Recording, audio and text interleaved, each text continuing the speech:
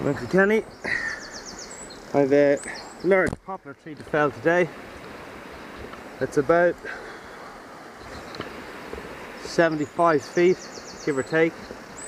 The reason we're felling it as opposed to dismantling it is it's too dangerous to work on, in my opinion. I'll show you now. I'm about halfway up, about 35 feet-ish. This is only where the head starts, where all the weight is. Overhanging a fairly new build, very delicate slate roof. So if I was to rig it out the way, maybe on a flying fox.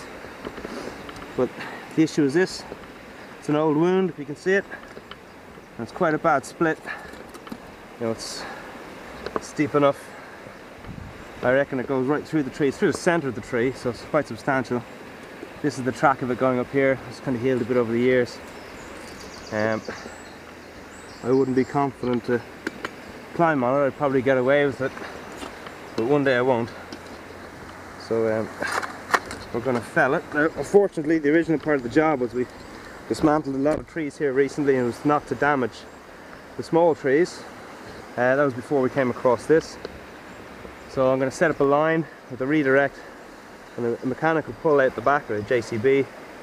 It just means this tree is going to go onto a lot of the small trees, unfortunately.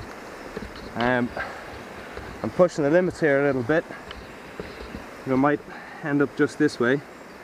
The client is very kind, he doesn't mind the old building if it gets damaged. Hopefully not. I want to try and get it off to the left here. I've got power lines. They're getting dropped here by the electricity service later on this morning. Otherwise I'll be straight down top of them. And that's where we're at today. I've just attached the pull rope, put a timber hitch on it.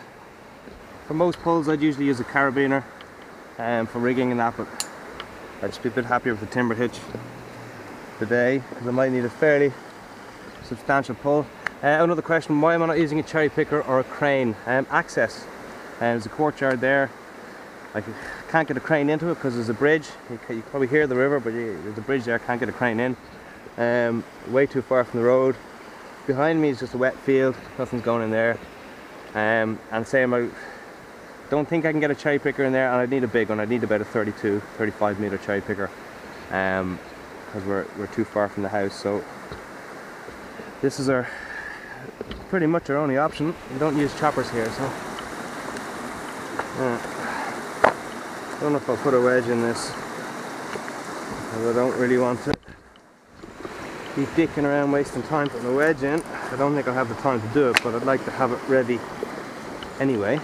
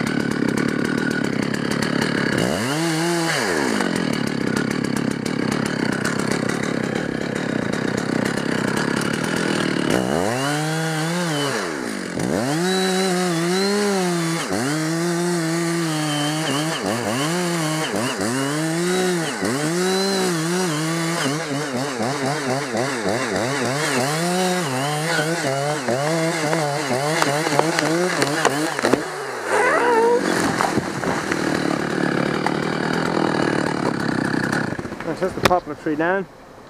So I had it heading for here, landed off to the right as I suspected. Very heavily weighted on one side, so I'm quite happy with that. And, you can see the split that was in the tree, so I was right. It did go all the way through. See this? It's not fresh. That's fresh timber.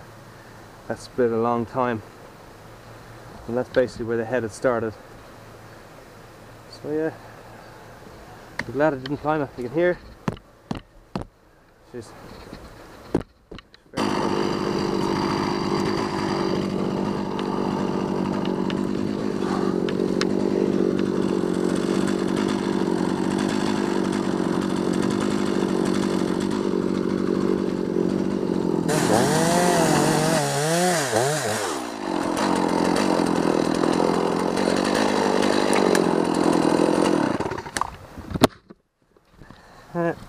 This is the split I was worried about.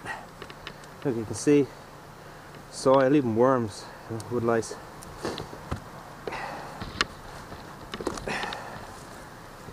The split's actually, oh, but that's new when it fell. But there's one split right through the centre.